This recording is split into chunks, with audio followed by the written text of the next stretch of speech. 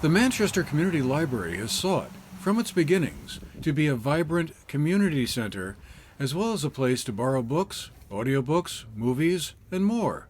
From events in the Hunter Room to places for small group meetings and casual encounters, as well as quiet reading, the library has been a go to for many members of the area of all ages. And technology has also played an important role. The library offers free access to computers and the internet, especially valuable for those who may not have access to those from home. Right now, of course, the library is closed while the COVID-19 virus is still not under complete control. But the library's executive director, Violet Gannon, has been using the time to reimagine how the library can continue to serve the community both online and off. We had the chance to discuss some of that with her recently. What has been happening at the library during this time? What have you been doing to kind of adapt to this whole COVID-19 situation? Well, I think our approach from the very beginning was to make sure that we stay connected with patrons, with our community, and found creative ways to ensure that they could stay connected to one another. So we pivoted pretty quickly into a virtual world and thought about ways in which we could provide online content to patrons. And we've discovered that although it's probably not GNAT production grade content often, the feedback that we've gotten from folks has just been phenomenal because they like to see the staff. There's this connection there that for many of them has extended over a number of years. So we've pivoted to the virtual world. We've got yoga online, we've got Mahjong online, our story time is now online, along with our junior makers workshops, which Rebecca is doing from her kitchen, and they've just been terrific. And, you know, again, gets us in people's homes and connected with them, which is very, very important.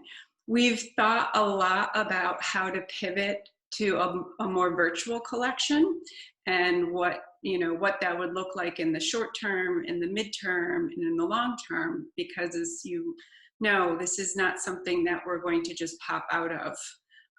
It's going to be a process and an evolution. And so we're really doing some deep diving around platforms that will offer patrons even more ebooks than we have access to right now, getting a sense of best practices of what other institutions are doing, getting a sense of, you know, what historically have people been interested in accessing, and responding sort of accordingly. I wonder if you could talk to us a little bit about, kind of what do you see as the future role of technology in the library, and how that fits into the library's role as a community center, as well as a place where one could go to borrow books?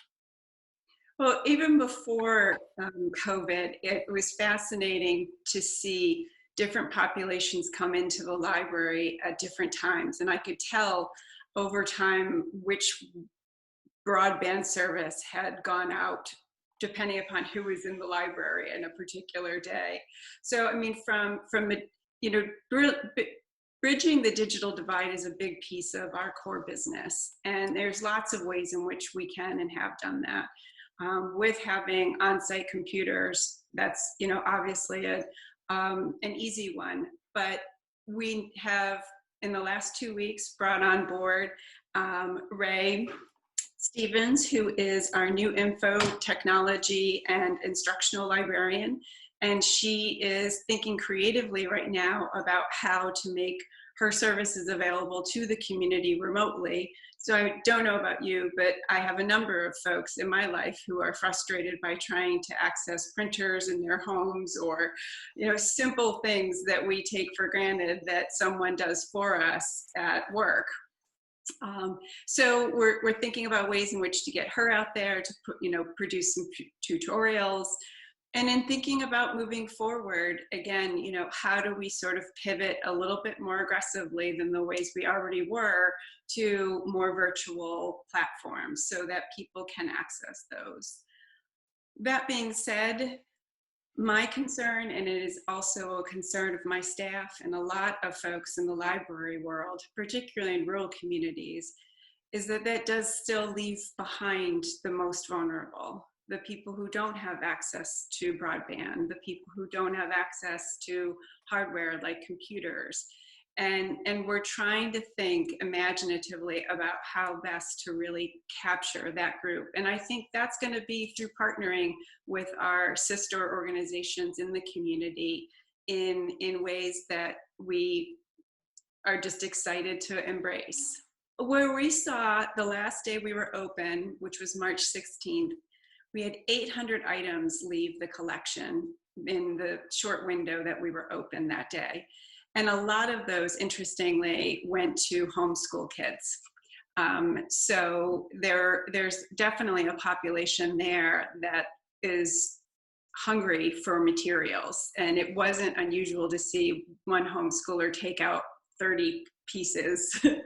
So, so that's one way in which we interact, not necessarily with the official school system, but with homeschooling before homeschooling was now the norm.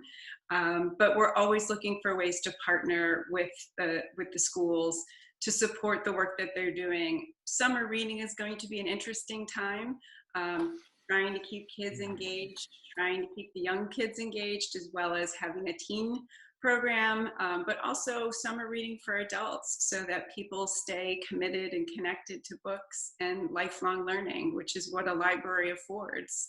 I think that we're going to be beholden to this virus for quite a while, and we're going to have to adjust our business practices. The first priority for us is the safety of the community and the health of the staff. We have, as I mentioned, 2,800 pieces of our collection that are in the community that need to be returned and need to be returned safely. And so we're doing a lot of research around the best practice for doing so. It's an interesting time to see conservationists and conservators and archivists and epidemiologists and infectious disease specialists have conversations around materials. So there's a lot still that we don't know enough to know we don't know. And I think, you know, in terms of what the opening day looks like, it's going to be a soft launch. It's going to be a process, not an event. And we're going to have some policies and procedures in place well before that happens, which we're already working on now.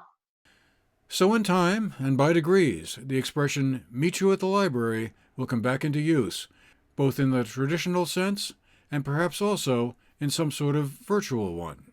For the GNAT-TV News Project, I'm Andrew McKeever.